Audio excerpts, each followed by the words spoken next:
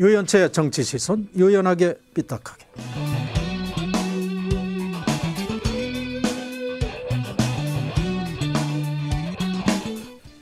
더민주의 김종인 대표가 던진 야권 통합 제안에 국민의당이 흔들리고 있습니다. 자, 지난 금요일에 의원총회를 열어서 통합에 반대한다 이런 입장을 다 모은 것으로 알려졌는데, 자, 그런데 오늘 김한길 공동선대위원장 다른 목소리를 냈습니다. 통합적 국민 저항 체제가 꼭 필요한 시점이 바로 지금이라고 생각합니다. 집권 세력의 개헌선 확보를 막기 위해서라면 우리 당은 그야말로 광야에서 모두가 죽어도 좋다는 식의 비장한 각오로 이번 총선에 임해야 할 것이라고 생각합니다. 네. 안철수 대표는 이 통합을 안 해갔다면서 광화에서 죽을 수도 있다 이런 얘기를 했는데, 김한길 선대위원장은 바로 집권 세력의 개헌선 확보를 막기 위해서 광야에서 죽을 각오를 해야 된다 이렇게 빗대서 얘기했습니다. 정면 충돌입니다. 안철수 대표의 말을 다시 들어봅니다. 무조건 통합으로 이기지 못합니다. 이미 익숙한 실패의 길입니다. 다른 새로운 길을 찾아야 합니다. 그러나 안철수 대표는 외롭습니다. 천정배 공동대표, 네, 이 국민의당의 3대 주주라고 하는 천정배 공동대표도 김한길 위원장의 편에 섰습니다. 제3당 체제 확립보다도 어떤 개헌 저지선 그게 더 중요한 가치라고 말씀을. 그렇습니다. 개헌 저지선을 줬는데 거기에 무슨 우리 당이 몇십 석을 갖든 설령 80석, 90석을 갖더라도 그것은 나라의 재앙입니다. 네, 이렇게 김종인 발 야권 통합론이 4.13 총선의 최대 변수로 등장했고, 국민의당의 그 태풍의 눈 속에 지금 들어가 있는 이런 형국입니다. 정치권 주요 현안, 김병민 여의도연구원 정책자문위원과 얘기 나눠봅니다. 안녕하십니까? 예, 안녕하십니까?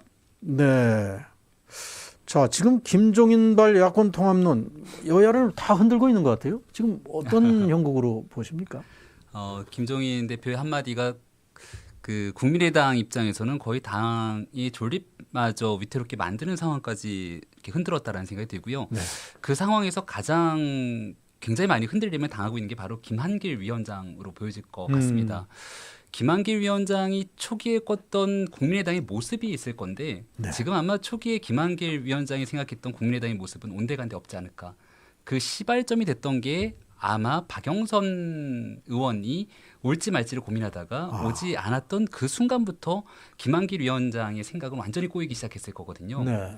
소위 말하는 친노 운동권, 그러니까 과거에 민주당, 그 새정치민주연합 시절에서 정말 국민의 지지도를 받지 못했던 그 정당을 완전히 괴멸시키고, 정말 새로운 국민의당이라고 하는 새로운 지대에서 정말 그 제1야당을 다시 한번 만들어보고자 생각을 했을 건데, 지금 현재 국민의당 지지율을 보게 되면 그 당시의 생각과는 터무니없이 낮은 지지율을 보이고 있고요. 네.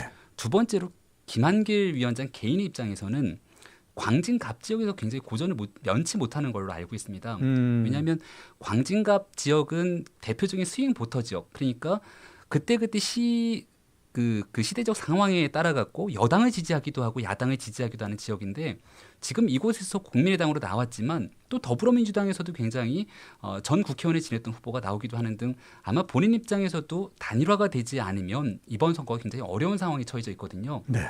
그렇기 때문에 그 김종인 대표가 선뜻 얘기했던 당대당 통합에 대한 목소리에서 더 적극적으로 한 번쯤 생각해 봐야 되지 않느냐라는 얘기를 할 수밖에 없는 그런 상황으로 보여집니다. 네. 지난주 금요일입니다. 이 국민의당 수뇌부가 끝장 토론 비슷하게 밤새 토론을 해서 이 통합론 안 된다 이렇게 당론을 정했는데, 네, 왜 이틀 만에 이렇게 입장을 바꾼다는 거, 이거는 뭘까요? 이 갈라설 각오도 하는 겁니까? 왜 이런 얘기를 하는 것일까요? 내부적으로 생각이 너무 달라서 그런 것 같습니다. 앞서 이제 선생님 말씀을 하셨지만 국민의당의 최대 3대 주주라고 하는, 네, 김한길 위원장, 천정배 공동대표, 안철수 대표, 이 세 분의 생각이 각자 다르다라는 거죠. 저는 이 내용을 가지고 얼마 전에 이제 국민의당 주요 후보 중에 하나인데 그 광주에 출마한 김경진 변호사라는 후보가 있습니다. 있죠. 예, 면접 과정에서 이런 얘기를 하더라고요. 지금 우리의 주적이 누굽니까? 라는 메시지를 던지는 거예요. 우리의 주적은 정부 여당 그리고 새누리당이다. 네. 그래서 여기를 위해서 우리가 다시 한번 정권을 재창출하기 위해서는 사실상 연대를 못할 이유가 무엇이 있느냐라는 얘기를 하고 있는데 이 내용이 아마 그대로 김한길 위원장이나 천정배 공동대표가 같은 비슷한 생각을 하고 있는 것 같아요. 근데 안철수 대표와 아마 이상돈 위원장도 비슷한 생각일 거고 보는 방향이 틀립니까? 예, 그들의 생각은 어떤 생각이냐면 애당초부터 국민의당을 만들었던 이유는 새누리당과 더불어민주당 거대 양당 체제에서 아무리 못해도 2등을 한다라고 하는 네. 이 두 정당이 대한민국 정치를 망쳐놨다. 그래서 정말 국민을 생각하는 제3정당이 필요하다라는 얘기를 계속하고 있는 거거든요. 네. 거기에 더불어 갖고 한마디 더 덧붙이는 얘기는 우리가 앞으로 표를 얻어야 될 세력이 어디냐. 합리적 보수 또는 그리고 그 개혁적 보수 합리적 진보 세력에서 표를 얻어야 되는데 중간지대에 있는 사람들의 표를 얻기 위해서는 이처럼 정부 여당을 무조건 공격하기만 해서는 안 되거든요. 그러니까 소위 말한 야당과의 연대를 결성하게 됐을 경우에는 앞서 얘기한 두 정당 모두를 비판하고자 했던 그 가치가 흔들리기 때문에 이걸 받을 수가 없는 상황이 돼버리는 거죠. 네. 그러면 안철수 대표는 지금 한 달 앞으로 다가온 총선이 당장 급한 것보다는 그 총선 너머에 있는 대선 쪽을 생각하니까 어찌 보면 상당히 낭만적인 얘기. 네. 내가 광야에서 죽는 한이 있더라도 통합은 안 된다. 이런 얘기를 할 수 있는 것 아닙니까? 제가 안철수 대표라면 당장 이제 내년이죠. 벌써 2017년 네. 대선이. 내년에서의 대통령 선거도 아니고 그 너머의 정치를 생각하고 국민의당을 만들었을 거라고 생각합니다. 당장 내년 대통령 선거에서 안철수 대표가 대통령이 될 확률은 극히 낮죠. 하지만 새로운 정치 세력을 구축하고 거기에서 거대 양당 체제를 비판하면서 뭔가 가능성을 모색한다면 앞으로 열릴 모든 또 다른 기회가 있기 때문에 아마 그런 먼 미래의 정치를 생각하는 것 같은데 네. 그리고 본인 입장에서도 이번 총선에서 노원병에 나가더라도 선거 당선이 어려움은 없는 것 아니겠습니까? 네. 하지만 안철수 대표와 그 측근에 있는 사람들을 제외한 나머지 국민의당 소속원들을 보게 된다면 당장 이번 총선에서 내가 표를 얻어서 다시 국회에 입성하게 될 사람들이 그렇게 많아 보이진 않거든요. 네. 그렇기 때문에 야권 연대는 필수적인 상황인 거고 결국 내부적인 갈등은 계속해서 더 첨예하게 나올 수밖에 없는 상황으로 보여집니다. 자, 그럼 국민의당의 미래는 어떻게 내다봅니까? 이 지금 형국으로는 안철수와 나머지 세력 간의 어떤 다툼으로 보이는데 이러면 수도권이라도 연대가 가능한 쪽으로 갈까요? 아니면 어쩌면 또 갈라지는 사태로 갈까요? 그게 이제 지금 김종인 대표가 아마 가장 바라는 상황일 것 같은데요. 그러니까 흡수 통일이죠. 네. 지금의 김한길 대표를 비롯한 몇몇 의원들은 더불어민주당으로 넘어갈 확률이 저는 꽤 높다고 생각합니다. 다만 그 중간의 역할을 누군가가 해줄 것이고 거기에 대해서 김종인 대표가 어떤 정치적 역량을 발휘하느냐에 따라서 아무런 명분 없이 넘어갈 수는 없는 상황이겠죠. 그러니까 그 명분을 쌓기 위한 과정 중에 있다라고 생각이 되고 이제 결국 안철수 대표 입장에서도 떠나보낼 사람들은 빨리 떠나보내는 게 맞다고 생각합니다. 그 얘기는 전에 문재인 대표가 한 말인데 이제 거꾸로 안철수 대표가 하네요. 네, 떠나보낼 사람들은 빨리 떠나보내고 그리고 나서 국민의 겸허한 심판을 받아야죠. 결국은 그 상황에서도 국민들이 안철수 대표가 지향하는 새로운 제3지대의 가치를 인정해 준다면 최소 교섭단체 이상의 의석을 몰아줄 수 있을 것이고 그게 아니라 안철수 대표가 늘 얘기했던 말은 좋은데 메시지는 좋은데 뭔가 실행되는 뒷받침이 없고 늘 공허하다라는 것들을 다시 한번 국민께 뭔가 명확한 걸 보여주지 못한다라면 아마 이번 안철수의 정치 실험은 또다시 실패로 끝나고 말 확률도 높다고 봅니다. 국민의당의 이런 상황을 보면 결국은 김종인 대표가 의도했던 그 국민의당 흔들기, 안철수 고립시키기 이건 성공을 거둔 것으로 볼 수도 있습니다. 그런데 이건 진정한 성공입니까? 어떻게 봐야 됩니까? 더불어민주당의 대표 입장에서는 정무적으로는 큰 성공을 거뒀다라고 보는데요. 네. 하지만 김종인 대표가 만약 우리 한 사회의 원로지 않습니까? 박근혜 정부를 탄생시켰던 주역이기도 하고 저는 안철수 대표가 지향하고 꿈꾸고 있는 제3지대의 길, 그 가치는 굉장히 존중받아 마땅하다고 생각합니다. 네. 다만 본인이 주창하는 가치와 그러면서도 호남 지역에 목을 메고 있었던 그동안 행보가 서로 엇박자를 보였기 때문에 국민이 등을 돌렸을 뿐이죠. 네. 안철수 대표가 저는 오히려 원래 추구하고 걸으려고 했던 그 제3지대의 길을 잘 가라고 김종인 대표가 도와준 게 아닌가라는 생각도 드는데 이참에 확실히 갈라서 갔고 정말 초심대로 그대로 한번 안철수 대표가 멋진 정치를 보여준다면 그래도 국민이 한 번의 기회는 더 주지 않을까라는 생각도 듭니다. 네. 요즘 돌아가는 걸 보면 김종인 대표는 하는 일마다 딱딱 맞아 들어갑니다. 거의 초인에 가까운 그런 리더십을 발휘하는 것 같은데 그래서 일각에서는 김종인 대통령론이 나와요. 네. 이건 어떻게 봐야 됩니까? 그 노익장의 굴욕이라는 얘기까지 나올 정도로 정말 참 정치적인 판단에 있어서는 네. 누구도 따라갈 수 없을 만한 판단을 보여주고 있다 이렇게 보여지는데요. 네. 그렇기 때문에 김종인 대표가 더더군다나 그와 같은 선택은 안 할 거다라고 생각을 합니다. 왜냐하면 앞서도 우리가 한 열흘 전까지만 하더라도 일주일 전까지만 하더라도 비례대표설이 계속 나왔었는데 네. 지금 상황을 보면 김종인 대표가 비례대표 갈 확률 아주 낮아 보이잖아요. 그런 것처럼 대통령 후보가 될 확률은 아주 낮아 보이지만 그렇다고 선거와 총선이 끝나고 나서 바로 보따리 싸서 집에 갈 확률도 아주 낮아 보입니다. 네. 그러니까 그 이유는 뭐냐면 지금은 안철수 대표가 김종인 대표를 향해서 임시사장이라고 이제 비난을 하기도 했는데요. 지금은 뭐 임시사장으로 보일 수도 있겠으나 총선이 끝나고 난 뒤에는 정말 당원 그리고 국민들의 호응을 얻은 더불어민주당의 일대 주주가 될 수도 있다는 생각이 들거든요. 네. 그 힘을 바탕으로 정말 정권을 교체시킬 수 있을 만한 대통령 후보를 뒤에서 만들어내는 완벽한 킹메이커 역할을 할 수 있을 거다. 뭐 이렇게도 보여지는데요. 네. 자, 이렇게 김종인의 존재감이 커질수록 양산에 있는 문재인 전 대표가 불안하다. 네. 다시 집으로 돌아올 수 있을까? 자, 이것이 어떻게 보면 김종인 대통령론이 나오는 게 사실은 문재인 대표를 불안하게 한다면 어떤 문재인 대표와 김종인 대표 간의 분리설, 김종인 대표가 마치 지금 국민의당을 흔들고 있듯이 이게 사실 어떤 보수 주류의 어떤 전략일 수도 있다 이런 얘기까지 나오는데 그런 깊은 뜻도 있을까요? 오늘 조간신문에 문재인 대표 인터뷰 기사가 쭉 실려서 보니까요. 네. 전체적인 뉘앙스는 김종인 대표 체제를 아주 굉장히 인정을 하는 듯한 인터뷰 기사가 실렸습니다. 네. 여러 가지 판단을 할 수 있을 건데 제가 문재인 대표라면 저는 김종인 대표한테 고마울 것 같아요. 문재인 대표가 사람은 참 좋은 사람이라는 거 잘 알려져 있죠.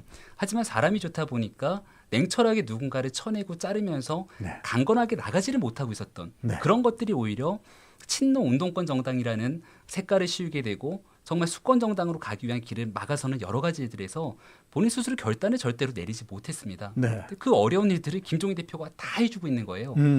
하지만 그런 내용의 이명과 이게 별도로 대통령 선거라는 거는 사실 국민의 마음을 흔들어야 되는 자리거든요. 근데 문재인 대표가 가지고 있는 가장 강력한 무기가 국민의 마음을 어느 정도 흔들 수 있다는 무기는 갖고 있다고 봅니다. 네. 그래서 그 두 가지가 시너지 효과를 가게 된다면 저는 문재인 대표가 가진 가장 큰 약점을 보완해주는 형태로서의 보완제의 정치를 김종인 대표가 보여주고 있기 때문에 그렇게 일각에서 얘기하는 것처럼 두려움을 갖거나 아니면 견제 대상이 되거나 이렇게 생각하지는 않을 것 같다는 생각도 드네요. 근데 지금까지는 고마웠는데 네, 앞으로는 빠르면 내일쯤 더 민주가 김종인 이제 대표의 진짜 이 칼이 이제 가해집니다. 네. 빠르면 2차 컷오프가 발표가 된다고 하는데 자 여기에 이른바 친노, 주류, 네. 패권주의의 칼을 들이댈까 이게 상당히 관심 아닙니까? 그렇죠. 어떻게 예상할 수 있을까요?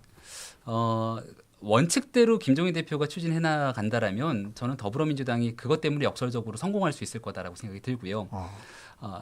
그렇지 않겠습니까? 제가 대통령 후보예요. 근데 제가 특정 세력의 수장이기도 하고 그러면 내 주변에 있는 사람들이 아무리 욕을 해도 어떻게 잘라냅니까? 하지만 내가 아닌 제3의 사람이 국민들이 싫어하는 걸 뻔히 아는 저 사람들을 잘라주다라면 오히려 그걸 통해서 본인의 입지도 훨씬 더 올라갈 수 있는 상황이 될 수도 있겠다라는 생각이 들거든요. 네. 그러니까 더불어민주당 내에서는 우리가 이렇게 봤을 때 차기 대권주자라고 볼 수 있는 사람이 그렇게 눈에 띄는 사람이 많이는 없지 않습니까? 네. 박원순 서울시장 혹은 문재인 대표, 손학규 대표 등등인데 네. 결국은 그들과의 공정 경쟁에서 살아남아야만 대통령 후보가 되는 거고 그걸 통해서 대한민국 정권 교체 이뤄낼 수 있다라는 생각을 가질 건데 그 정도 자신감, 그러니까 내 측근들이 잘려나간다라고 해서 내가 대통령 후보가 될 수 없어? 이렇게 편협한 생각을 갖고 있다라면은 절대로 대한민국 정권 이렇게 획득을 위한 대통령 후보가 되지 못하겠죠. 네. 그런 과정에서 저는 어느 정도의 문재인 대표, 그러니까 친노 세력의 측근 쳐내기는 내일 반드시 있을 거다. 반드시 있을 거다. 예, 그리고 그거를 문재인 대표가 크게 반발하지 않을 거다. 이런 생각이 듭니다. 지켜봐야 되겠네요. 네. 왜냐하면 우리 국민들의 상식선에는 지금 누구누구가 잘려야 될 거라고 알고 있어요. 네, 그것이 정말 실현되는지를 또 내일 지켜봐야 되겠네요. 네. 자, 여당 얘기로 넘어가 보겠습니다. 자, 그 1차 공천안이 최고위원회에서 의결이 됐습니다. 네, 만장일치 의결이 됐다고 만장일치. 얘기가 나오네요. 그런데 오늘 이 최고위원회의를 우리가 주목한 것은 여기서 상당한 전략 공천의 폭이 커졌기 때문에 김무성 대표가 엄청나게 반발할 것이다 이랬는데 조용하게 끝났습니다. 네. 그럼 역시 또 이한구 공천관리위원장의 승리입니까? 어떻게 봐야 됩니까? 지금 이제 총선이 진짜 얼마 남지 않았기 때문에 앞으로 그 남은 기간 동안은 이한구 위원장이 거의 모든 이니셔티브를 쥐고서는 흔들 수밖에 없는 상황인 것 같아 보입니다. 네. 그래서 김무성 대표가 반발할 여지가 지금은 크지 않다. 그리고 그 이유는 지금 공천관리위원회와 그리고 당대표 간의 이 갈등은 사실상 명분 싸움이라고 볼 수 있거든요. 네. 김무성 대표가 추진하고자 했던 상향식 공천의 가장 큰 명분이 퇴색될 수 있었던 이유는 결국 현역들의 기득권 지키기. 두 번째는 공정하게 경선을 치르기 위한 명부가 사실상 굉장히 불편했던 허위 명부로 드러났던 사실들이 많았었던 거고 그런 이유들로 지금 이한구 위원장이 추진하고자 하는 그런 전략 공천, 소위 말하는 우선 추천 지역이라든지 단수 추천이라든지 이런 것들이 명분 있게 움직이고 있거든요. 네. 또 여기에 한 가지 더 힘을 실어주고 있는 명분은 야당 아니겠습니까? 야당이 적극적으로 일어나서 컷오프하고 정말 중요한 후보들은 우선 추천해갖고선 여기저기 전략적으로 배치하고 있는 과정에서 새누리당이 그런 것들을 고려하지 않고 그냥 단순하게 오픈 프라이머리 하겠다. 지금 상황이 그렇게 흘러갈 수가 없는 상황이 돼버린 것 같습니다. 네. 자, 1차 공천안에서 특히 주목할 내용이 바로 박근혜 대통령의 정치적 고향 구미을에서 3선을 한 친박의 김태환 의원 현역으로 처음으로 공천에서 배제시킨 겁니다. 네. 이한국 공천관리위원장의 공천위원회가. 네. 자, 이를 두고 논개 작전이다. 다음에는 비박을 치기 위해서 미리 친박을 친 것이다. 이런 해석이 많거든요. 예. 자, 새누리당도 이번 주 안에 컷오프가 이제 본격적인 컷오프가 발표된다고 하는데 다음에 비박이 들어갈 가능성이 높습니까? 친박 비박할 것 없이 들어갈 확률이 높다라고 보여집니다. 지금 더불어민주당이 내일자로 이제 재선 3선 이상 할 것 없이 굉장히 많은 비중의 컷오프가 진행되는데 네. 새누리당이 현역 의원들을 속아내지 않고 그대로 현역 의원들을 재공천하기 위한 방식으로 가게 됐을 경우 선거에 안 좋은 영향을 미칠 게 다분히 뻔히 보이지 않습니까? 네.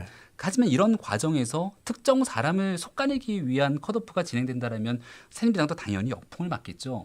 그런 과정에서 진짜 그전에 이제 공천관리위원회가 여론조사를 나름대로 거쳤다는 건데 지역에서 당 지지도보다 떨어지는 그러니까 신망이 현저히 떨어지는 사람을 우선적으로 컷오프를 시키지 않을까. 네. 그거는 이제 친박 비박 할 것 없이 진행될 것 같고요. 결정적으로 그런 것과 관계없이 내 지역에서 유권자들의 두터운 신망을 가지고 있는 후보가 있는데 그 후보를 만약에 당이 특정 계파 출신이라고 쳐낸다. 네. 그럼 거기에 대한 역풍은 고스란히 당이 다 부담하게 될 몫이기 때문에 그럴 가능성 또한 낮아 보인다고 봅니다. 그러면 저는 참 궁금한 게 유승민 대표요. 유승민. 자, 비박의 관건 유승민 대표 네. TK 지역에 유승민 대표가 살아날 수 있을까? 이 문제인데. 네. 그러면 유승민 대표를 칠 수가 없다 이런 얘기네. 조금 전에 한 네, 그러니까 이렇게 그 보면 논리로 되겠죠. 대입하면. 김태현 의원 같은 경우는 이 경북 구미 지역인데 새누리당이 공천하게 됐을 경우에 어떤 후보든지 당선 가능성이 높은 지역으로 볼 수 있습니다. 그렇죠. 네. 하지만 유승민 의원 같은 경우는 지금 상황이 조금 다르기 때문에 여기에 지금처럼 유승민 의원을 배제하고 누가 뭐래도 볼 수 있는 친박이나 진박 후보가 나왔을 경우에는 유승민 후보가 무소속으로 나와도 당선 가능성이 꽤 높겠죠. 네. 하지만 만약 친박 진영에서 유승민 의원을 제거하고 정말 새로운 제3의 인물을 공천하게 됐을 경우에는 또 상황이 조금 달라지지 않을까. 뭐 여러 가지 역학 구도를 가지고 생각할 수 있을 것 같습니다. 네. 자, 이한구 공관위원장이 오늘 최고위원회에 들어갔다고 그래요. 처음엔 안 간다더니 들어갔어요. 왜 들어갔냐? 다음부터 자꾸 나보고 오라 하지 말라는 얘기를 하러 들어갔다는 거죠. 공관위원회의 독립성을 보장하라는 걸 강조하기 위해서. 자, 앞으로 어떻게 될까요? 2차, 3차 컷오프를 겪으면서 과연 김무성 대표와 이한구 공관위원장 간의 이 갈등. 자, 지난번에 이 정신 차려라 한 방에 훅 간다. 이 뒤에 배경막이 좀 바뀌었다고 그러죠? 잘하자 진짜 이거로 네. 바뀌었다고 하는데 정말 새누리당 잘할 수 있습니까? 이제부터 시작인 것 같은데 싸움은. 진짜 잘해야죠. 그리고 앞으로의 싸움은 김한기 대표와 이한구 위원장의 싸움이라기보다는 누군가가 전략 공천된다면 그 지역에 오는 전략 공천 후보와 그리고 그 지역에서 선거를 나오기 위해 6개월 동안 털을 닦고 있었던 기타 후보들 간의 싸움이 될 겁니다. 네. 만약 그 사람들이 당의 취지에 반발하고 무소속으로 출마하는 일들이 굉장히 급속도로 확대된다라면 당이 걷잡을 수 없는 분위기가 되기 때문에 이걸 공천관리위원회가 어떻게 잘 관리하면서 진짜 훌륭한 사람들을 적재적소에 배치할 수 있는가, 이게 앞으로 공천 과정의 관건으로 보여집니다. 네. 오늘 말씀 잘 들었습니다. 고맙습니다. 네, 고맙습니다. 지금까지 김병민 여의도 연구원 정책자문위원이었습니다. 얘들아, 우리 다 같이 이 세상에 힘들어하는 모든 사람들을 위해서 힘차게 노래하는 거야. 알았지?